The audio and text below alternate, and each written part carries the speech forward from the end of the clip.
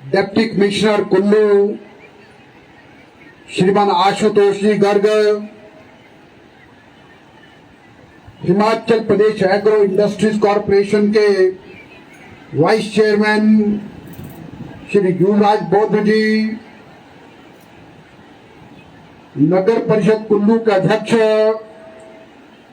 श्री गोपाल कृष्ण जी महंत, नगर पंचायत भूंतर के अध्यक्षा श्रीमती मीना ठाकुर जी, जिला परिषद की पार्षद श्रीमती रेखा गुलेरिया जी, भारतीय जनता युवा मोर्चा के जिलाध्यक्ष श्री संजू पंडित जी, भारतीय जनता युवा मोर्चा के मीडिया प्रभारी श्री पृथ्वी ठाकुर जी, भारतीय जनता पार्टी किसान मोर्चा के प्रदेश उपाध्यक्ष श्री अरविंद चंदेल जी, महिला मोर्चा की मंडल अध्यक्षा श्रीमती बिमला ठाकुर जी, सभी सरकारी अधिकारी कर्मचारी और प्रबुद्ध नागरिक बहन और भाइयों और प्यारे बच्चों, आज के इस रेड क्रॉस मेले के शुभारंभ के लिए हिमाचल प्रदेश के महामहिम गवर्नर श्री राजेंद्र विश्वनाथ जी आर्लेकर आने वाले थे,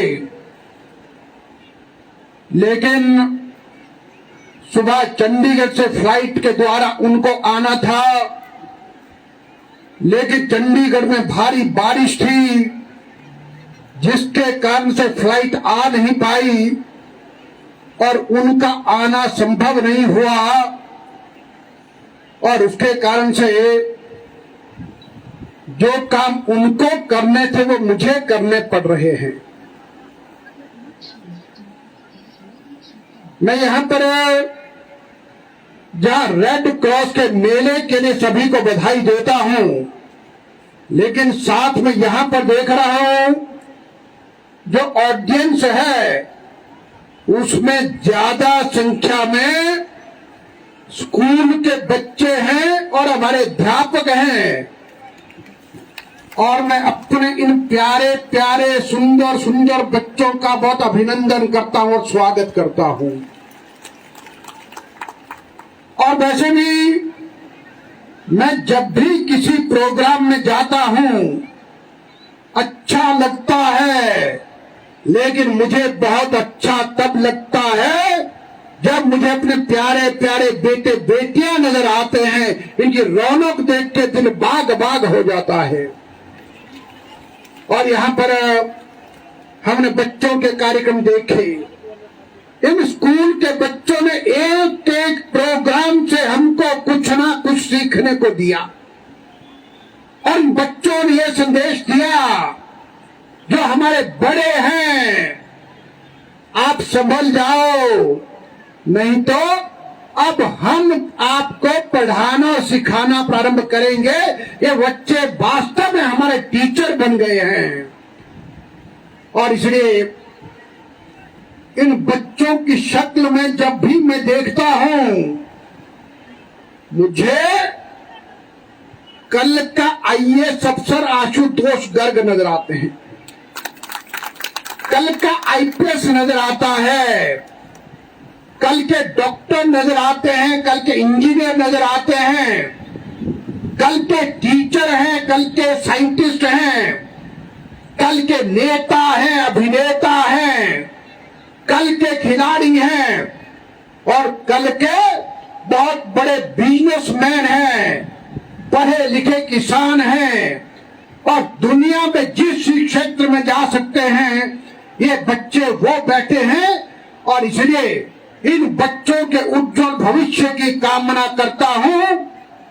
अभी जब बच्चे प्रोग्राम दे रहे थे, हर प्रोग्राम में क्या एनर्जी थी, और जिन बच्चों ने हरियाणवी डांस किया वो उछल रही थी, मैं तो हरियाणवी छोरी हूं।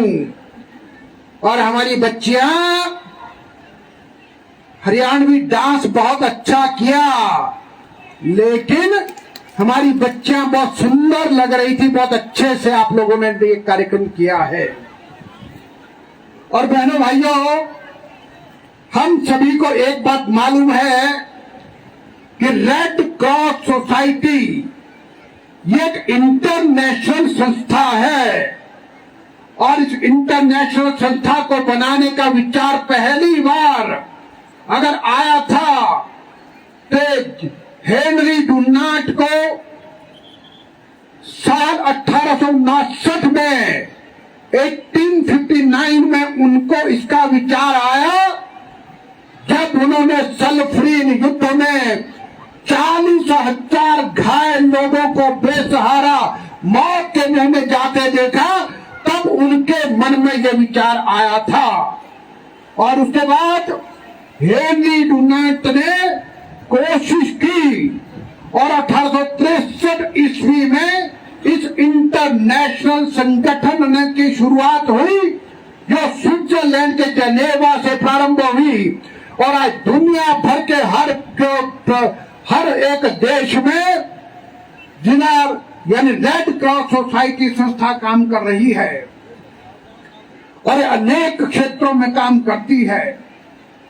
और उसके पश्चात क्या है कि आज देखेंगे तो रेड क्रॉस के माध्यम से अनेक प्रकार के सेवा के प्रकल्प चल रहे हैं। आज जब हम यहाँ पर ये सारी प्रदर्शनियां देख रहे थे, इन प्रदर्शनियों में हमको रेड क्रॉस के अनेक तरह की एक्टिविटीज से आपने परिचित करवाया और यहाँ पर हमको ये दिखाया गया किस तरह से विकलांग बच्चों की देखभाल आप करते हैं और जो मदद करने की आवश्यकता उसको करते हैं। और उसमें हिमाचल प्रदेश के मुख्यमंत्री जयराम ठाकुर जी का धन्यवाद करूंगा, जिन्होंने विकलांग बच्चों के लिए और जो गंभीर बीमारी से ग्रस्त लोग हैं, जो चल फिर नहीं सकते, उन सब के लिए सहारा योजना चलाई, जिसके अंतर्गत 3,000 रुपया प्रति माह उनको दिया जाता है और उस विकलांग योजना के माध्यम से वो भी आगे बढ़ रहा है। और वहीं पर मैंने देखा छोटे छोटे बच्चों का दिमाग तेज होना चाहिए और उन बच्चों के लिए आपने चेस की प्रतियोगिता भी रखी है। एक बहुत छोटा सा बच्चा केजी में पढ़ने वाला वहां बैठा, मैंने कहा बेटा किस क्लास में पढ़ता है? कहता केजी में। मैंने कहा क्या करने के लिए आए हो? कहता चेस खेलने के लिए आया हूं। मैंने कहा मुझसे मुकाबला करेगा? कहता करूंगा। पहली चाल आप चलाओ। पहली चाल मैंने चलाई, दूसरी बच्चे ने चलाई, तीसरी मैंने चलाई, चौथी में मैं बंद होगा। मैंने कहा अच्छा बेटा बाय बाय चलता हूं। मुझे लगा चौथी में केजी का बच्चा मुझे हरा देगा। चौथी चाल में ऐसी चेस की प्रतियोगिताएं भी चल रही हैं।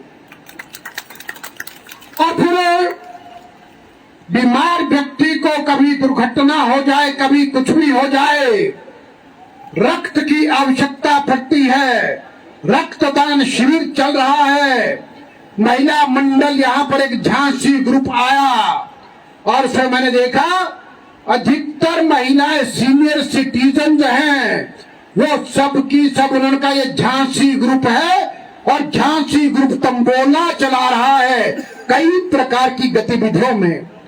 और देखिए साथियों, एक बात याद रखना, मैंने कहा ये बच्चे हमारा भविष्य हैं और आज यहाँ पर 2 एम्बुलेंसी जिला रेड क्रॉस सोसाइटी को भेंट की गई और उनमें से एक डीसी आशुतोष गर्ग जी ने मुझे कहा कि सर मेरा क्लासमेट है, दिल्ली में बढ़िया काम करता है, एक एम्बुलेंस उन्होंने दी इनके दोस्त को और इनको भी तालियां बजा दो जरा अच्छे से। और दूसरी एम्बुलेंस हमारे रायसन के मेहुल जॉनसन, बहुत अच्छे बिजनेसमैन हैं। रायसन के मेहुल जी ने एक बहुत अच्छी एम्बुलेंस भेंट की है, ताकि जब ये बच्चे बड़े होंगे ऐसा अपने कुल्लू के लिए अनेक प्रकार के काम करते रहेंगे। और मैं आप सभी को ये कहना चाहूंगा कि हम सभी सेवा के क्षेत्र में बढ़ चढ़ करके भाग लेना चाहिए। अपने जीवन की नेक कमाई में से मैं कैसे गरीब और कमजोर की मदद कर सकता हूं, और हमें जीवन में अपने बच्चों के लिए आदर्श कौन बनाना है। बच्चे यहाँ पर 3 इडियट फिल्म के गाने पर काम कर रहे थे, कह रहे थे ऑल इज वेल, और डॉक्टर बांगड़ू की बात भी करते हैं। मैं कहता हूं उस फिल्म ने बेहतरीन काम किया है। हमारे बच्चे केवल मात्र परसेंटेज हाई लेने वाले नहीं, हमारे बच्चे तो ऑलराउंडर होने चाहिए, हर क्षेत्र में आगे। कल रात एक वीडियो कॉन्फ्रेंस हुई, उस वीडियो कॉन्फ्रेंस में कहा आज दुनिया का एक ताकतवर व्यक्ति, जिस व्यक्ति का उदाहरण दिया जाता है, हमारे सामने उदाहरण क्या है, जिस व्यक्ति के बारे में कहा जाता है कि वो जर्मनी में गए, जर्मनी का ऐसा बैंड, जो बैंड कभी बराक ओबामा के अमेरिका के राष्ट्रपति के लिए निकला था, जब भारत के प्रधानमंत्री नरेंद्र मोदी जर्मनी की राजधानी बर्लिन पहुंचे, तो वो बैंड अगर किसी के लिए बजा तो भारत के प्रधानमंत्री नरेंद्र मोदी के लिए बजा। देश का कितना ऊंचा सिर हो गया। और जब भारत के प्रधानमंत्री एयरपोर्ट से लेकर होटल तक चले, तो वहां तक जर्मनी में भारत के रहने वाले लोग जगह जगह खड़े थे, मोदी मोदी कह रहे थे। और एक महिला ने कहा जब से नरेंद्र मोदी देश के प्रधानमंत्री बने हैं, तब से जर्मन में रहने वाले हम भारतीयों का सिर ऊंचा हुआ है, तब से जर्मन की सरकार में हमारा कोई काम रुकता नहीं है। अभी इन दिनों में हमारे यहाँ पर एक आयुर्वेदिक डॉक्टर हैं, डॉक्टर मनीष सूद, उनकी छोटी बहन इटली से आई, इटली की नागरिकता प्राप्त है, मुझे मिली, तो मैंने कहा इटली में कैसा लगता है, कहती है नरेंद्र मोदी जी का जब नाम आता है लोग कहते हैं भारत का प्रधानमंत्री नरेंद्र मोदी, और इटली में हमारी इज्जत बढ़ गई है। और हमको ये भी याद है जब रूस और यूक्रेन का युद्ध चल रहा है, भारतवर्ष के 23,000 बच्चे जो मेडिकल की शिक्षा यूक्रेन में प्राप्त कर रहे थे, और यूक्रेन और रूस के युद्ध में दुनिया का कोई देश, अमेरिका, जापान, बड़े बड़ी ताकतें अपने नागरिकों को वापस नहीं ला पाए, लेकिन भारत के प्रधानमंत्री ने रूस के राष्ट्रपति व्लादिमीर पुतिन से बात की, कहा मेरे बच्चों का बाल भी बांका नहीं होना चाहिए। और यूक्रेन के राष्ट्रपति से बात की, जेलेंस्की से, कहा हमारे बच्चे पढ़ते हैं, मेरे देश के नागरिकों का ध्यान रखना। और आज जो बच्चे आए हैं वापस लौट के, वो बच्चे कहते हैं तिरंगे की ताकत हमने यूक्रेन में देखी, जब तिरंगा लगा करके कोई गाड़ी निकलती थी, ना रूस के सैनिक छेड़ते थे, ना यूक्रेन के छेड़ते थे, सब कहते थे जाने दो, तिरंगा लगा है, ये देश की ताकत है। तो मैं आपको कल के वीडियो कॉन्फ्रेंस की बात कर रहे थे, उन्होंने कहा बच्चों के लिए मॉडल कौन बने, तो उनका मॉडल बने डॉक्टर एपीजे अब्दुल कलाम, जो कट्टर मुस्लिम परिवार में पैदा हुए, गरीब घर में पैदा हुए, परमाणु बम बनाया, मिसाइल मैन कहलाए गए, देश के राष्ट्रपति बने, वो डॉक्टर एपीजे अब्दुल कलाम हमारे प्रेरणा के स्रोत हैं। और कहा अगर दूसरा कौन बनना चाहिए, तो कहा भारत के प्रधानमंत्री नरेंद्र मोदी जी, जो बचपन में स्कूल की पढ़ाई के साथ साथ अपना खर्च चलाने के लिए रेल के डिब्बे में चाय बेचा करते थे और गांव के गरीब परिवार से निकल करके पढ़ाई करते हुए जीवन के अनेक संकटों का सामना करते हुए आज दुनिया का सबसे ताकतवर व्यक्ति बन गया। ऐसे जीवन से सीखने की आगे बात है। केवल मात्र परसेंटेज नहीं, परसेंटेज भी चाहिए, लेकिन आगे बढ़ करके और भी बहुत कुछ करना है। ये हमारी बेटियां बैठी हैं। अभी हिमाचल प्रदेश शिक्षा बोर्ड का +2 का रिजल्ट आया तो मैंने देखा हमारी बेटियां कितनी आगे निकल गई। फर्स्ट 20 में से 19 बेटियां आई और बेटा एक आया। आज हिमाचल प्रदेश एजुकेशन बोर्ड का 10th का रिजल्ट भी निकलने वाला है और वो 10th का रिजल्ट बहुत अच्छा है, 87.5% है। उसमें भी बेटों से ज्यादा बेटियों ने अपना कदम आगे बढ़ा है।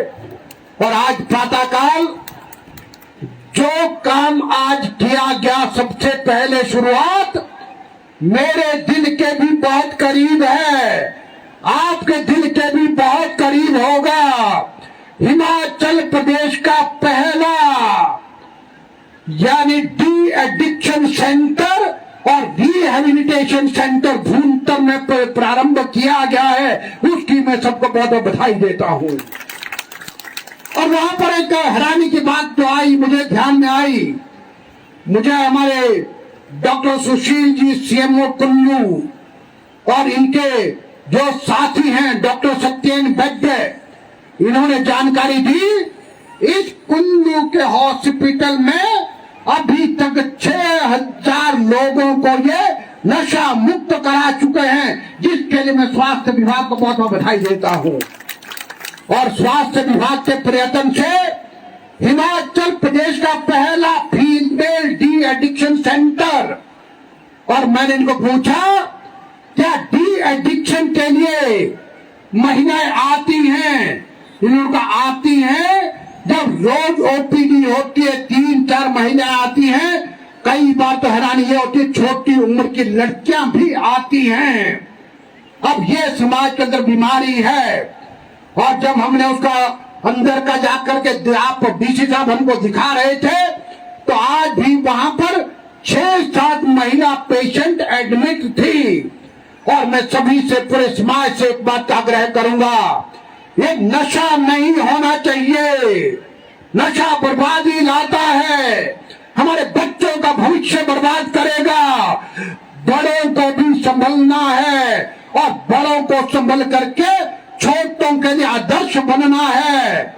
और यदि हम ये चाहते हैं हमारे हंसते गाते खेलते प्यारे सुंदर बच्चे जीवन में ऐसे ही रहें तो हम सभी को नशे से दूर रहना होगा।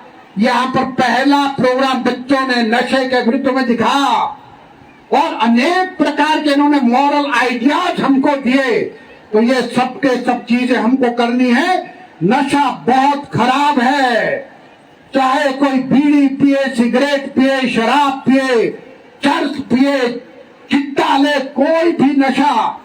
और मैं पुलिस को और हेल्थ डिपार्टमेंट को, एजुकेशन डिपार्टमेंट को कहूंगा, नशे की रोकथाम के लिए जितना सख्त हो सकते वो सख्त होना है। और इसमें 2 तरह के काम करने की आवश्यकता है।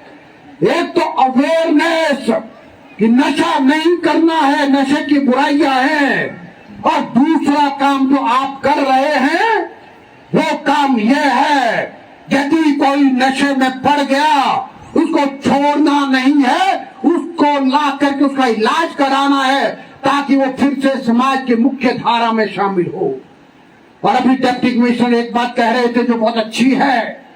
इन्होंने कहा कि हम एक हेल्पलाइन भी प्रारंभ करेंगे। आपने देखा होगा कई बार कोई नशा करता है तो घर के बर्तन बेच देता है, पैसे को चोरी करता है, माता पिता बहन भाई से मारपीट करता है। अब नशा छुड़ाना भी चाहता है लेकिन रास्ता कोई नजर नहीं आता। और कई बार माता पिता कहते हैं हम चाहते हैं इलाज करने के लिए डॉक्टर के पास ले जाना, लेकिन चंडीगढ़ कैसे पहुंचाएंगे, आईजीएमसी शिमला कैसे पहुंचाएंगे, कुल्लू कैसे पहुंचाएंगे, वो तो मारपीट करता है। कितनी परेशानी उस घर के अंदर है। और कई लोग ऐसे भी हैं जो इलाज करना चाहते हैं, लेकिन लगता है डी एडिक्ट होने के लिए महंगा इलाज है। अब महंगा इलाज कैसे हो, और दवाइयां स्टार्ट होती हैं तो दवाइयां बंद नहीं होती, लंबे समय तक कोर्स होता है। तो जो भूंतर में हमारा डी एडिक्शन सेंटर बना है, वहां पर जो भी नशा मुक्त करने के इलाज होगा, सबका सब 100% फ्री होगा, और इसे किसी का कोई पैसा नहीं लगेगा। और साथ में आपने ये भी किया, उसके साथ ही एक और बिल्डिंग तैयार कर दी है।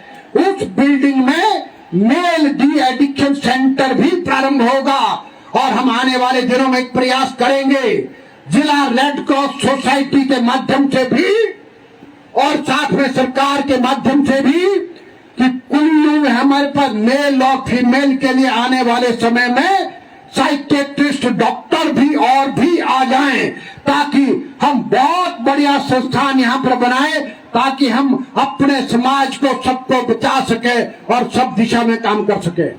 दोस्तों, आज यहाँ पर महामहिम राज्यपाल जी पधारते तो निश्चित रूप से यहाँ के सांस्कृतिक कार्यक्रमों का आनंद लेते, और यहाँ पर अनेक प्रकार की प्रदर्शनियों को देख करके उनको बहुत अच्छा लगता। लेकिन मुझे आपके मध्य में आकर के बहुत अच्छा लगा, और मैं सभी को कहूंगा, रेड क्रॉस सोसाइटी जो काम करती है बहुत बेहतर करती है, और समाज जीवन में सेवा करना ये मेरा भी एक पैशन है, और इसीलिए मैं अनेक बार प्रयास करता रहता हूं। और मैं आज भी लगभग 250 गरीब बच्चों की पढ़ाई का खर्चा उठाता हूं। और ऐसे गरीब लोग जो अपनी बीमारी का इलाज नहीं कर सकते, मैं अपने माता पिता के नाम से ट्रस्ट बना है, उस ट्रस्ट के माध्यम से भी उन गरीबों का इलाज करवाता हूं।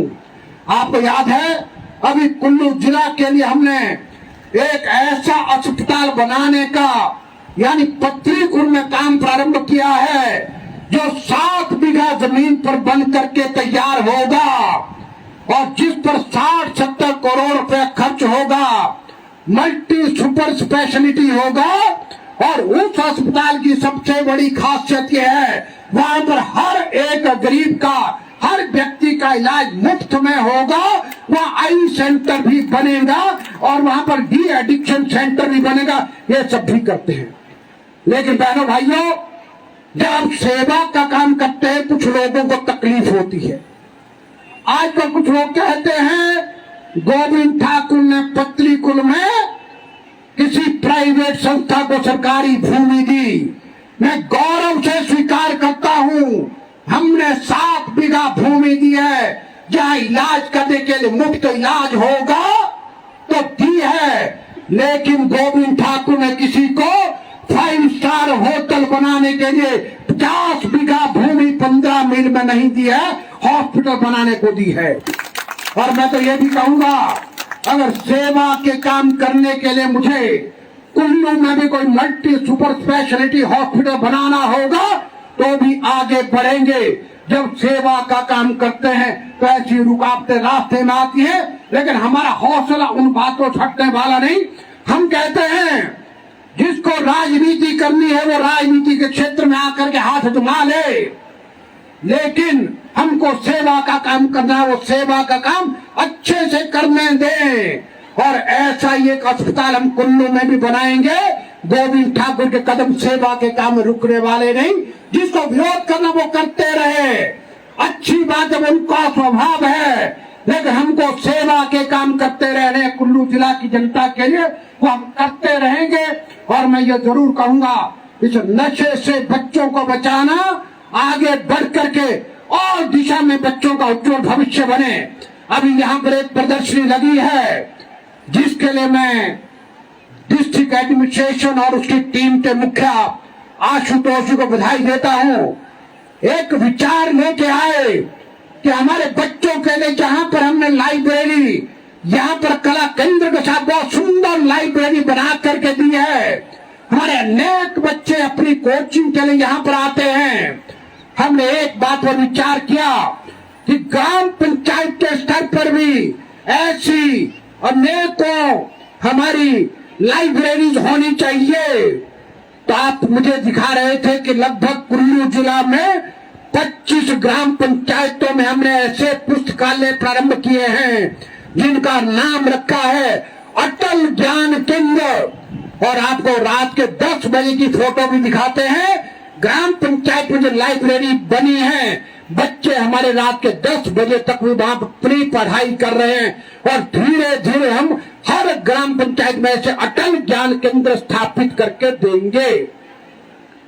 और बहनों भाइयों, मैं एक बात जरूर कहूंगा, जब काम करते हैं, डेवलपमेंट करते हैं, ये कंटिन्यूस प्रोसेस है, ये कभी खत्म नहीं होता। एक काम होता, दूसरी मांग आती है, तीसरी मांग आती है, लेकिन सबके सब काम कभी नहीं होते। मैं हिमाचल के मुख्यमंत्री जयराम ठाकुर जी अभिनंदन करता हूं। इस समय कुल्लू के अस्पताल में 37 पद स्वीकृत हैं, 34 पद डॉक्टर के भरे हैं। ये रिकॉर्ड है, 37 में से 34 डॉक्टर के पद भरे हैं। और केवल मात्र हमारे पास 2 डॉक्टर की कमी है, एक रेडियोलॉजिस्ट नहीं है और एक पेडियाट्रिशियन नहीं है। पेडियाट्रिशियन के ऑर्डर हो चुके हैं, वो जल्द ज्वाइन करेंगे। रेडियोलॉजिस्ट की स्पेशलाइजेशन कम होती है। और जो लोग विरोध करते हैं वो भी एक बात को जानते हैं, डॉक्टर बनना और स्पेशलिस्ट बनने के लिए बहुत पढ़ना पड़ता है। डॉक्टर हर तरह के थे, लगभग 8 डॉक्टर उनकी आगे की पढ़ाई करने के लिए, रजिस्ट्रारशिप करने के लिए मेडिकल कॉलेज में जाना होता है। 8 डॉक्टर रजिस्ट्रारशिप के लिए गए हैं। तो भाई बच्चों को क्या जीवन में आगे बढ़ने के लिए उनकी पढ़ाई को तो कोई नहीं रोक सकता, और इसलिए वो भी पूरी होगी। और अब हमने कहा है, यहाँ पर हमने यानी मातृ शिशु अस्पताल प्रारंभ किया, लगभग 13 करोड़ से बन करके तैयार हो गया। और अब हम आने वाले दिनों में एक और पेडियाट्रिशियन, गायनोकोलॉजिस्ट और रेडियोलॉजिस्ट भी लाएंगे, जो 2 की कमी है, उस कमी को भी पूरा करेंगे।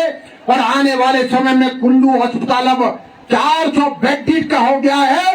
इस 400 बेड के अस्पताल के लिए अब डॉक्टरों के पद 37 से बढ़ा करके 47 कर देंगे। यह भी माननीय मुख्यमंत्री जी ने आश्वस्त किया है। बहनों भाइयों, काम कभी समाप्त नहीं होते, ये लगातार चलते रहते हैं। मुझे याद है जब मैं पहली बार कुल्लू विधानसभा क्षेत्र का विधायक बना, तब हमने एडमिनिस्ट्रेशन ब्लॉक बनाना प्रारंभ किया था। तब हमने ये आयुर्वेदिक हॉस्पिटल जो यहाँ पर है, इसका फाउंडेशन भी किया था और इसका भवन तैयार करके भी दिया था। लेकिन मुझे कभी कभी हैरानी होती है, जो अस्पताल हमने बढ़िया बना करके दिया था, उस अस्पताल के लोगों ने दरवाजे भी बंद कर दिए, जो कि दुखदाई है, तकलीफ देता है। ये नहीं होना चाहिए। और इस सेवा के प्रकल्प चलते रहेंगे। रेड क्रॉस के माध्यम से, अनेक माध्यम में सबके सब लोग काम करें। और मैं कुल्लू की जनता, ये देवभूमि है, यहाँ पर देवी देवताओं का निवास है। निश्चित रूप से हम बहुत से काम करेंगे। और मैं खासतौर कुल्लू जिला के कुल्लू विधानसभा क्षेत्र को वालों को तो बहुत बधाई देता हूँ। हिमाचल के मुख्यमंत्री जयराम ठाकुर जी ने भूंतर में आपको नया ब्लॉक बना के दे दिया। कुल्लू का ब्लॉक आपका छोटा होगा, डेवलपमेंट ज्यादा होगी। और खराल घाटी की 9 ग्राम पंचायतें जो पहले नगर विकास खंड में आती थी, हमने मुख्यमंत्री को कहा इनको पत्री को आना दूर पड़ता है, इनको कुल्लू के ब्लॉक में लाया जाए। कैबिनेट में ला करके खराल घाटी की 9 पंचायतों को कुल्लू के ब्लॉक में सम्मिलित किया है। लेकिन मैं कभी कभी देख रहा था, लोग तथ्यहीन बात करते हैं। एक जगह मैं पढ़ रहा था, जिन्होंने लिखा है खराल के लोगों को पहले ब्लॉक के काम करने के लिए 50 किलोमीटर दूर जाना पड़ता था पत्रीकुल, और वापस भी 50 किलोमीटर आना पड़ता था। मेरे भाई, रामशिला से पत्नीपुर कभी 50 किलोमीटर नहीं रहा, तो सोच समझ के बातों को करना चाहिए। और इसलिए ये हुआ, बहुत खुशी की बात है। अनेक काम आज शिक्षा के क्षेत्र में कुल्लू के कॉलेज में हमने MTA को प्रारंभ कर दिया है, कई MA की क्लासेस प्रारंभ कर दी हैं, हरिपुर के कॉलेज में MCOM कर दिया है। और मुझे याद है जब कुल्लू का पहला विधायक बना था, तब हम कुल्लू जिले के लिए नवोदय स्कूल लेके आए थे, सेवाबाद में पॉलिटेक्निक कॉलेज लेकर के आए थे, और इस बार हम इंस्टीट्यूट ऑफ होटल मैनेजमेंट आपके लिए लेके आ रहे हैं। और इसलिए अनेक काम, और इसलिए बहुत सी बातें करने को आज रेड क्रॉस मेले के कार्यक्रम के माध्यम से सभी से मिलना हुआ।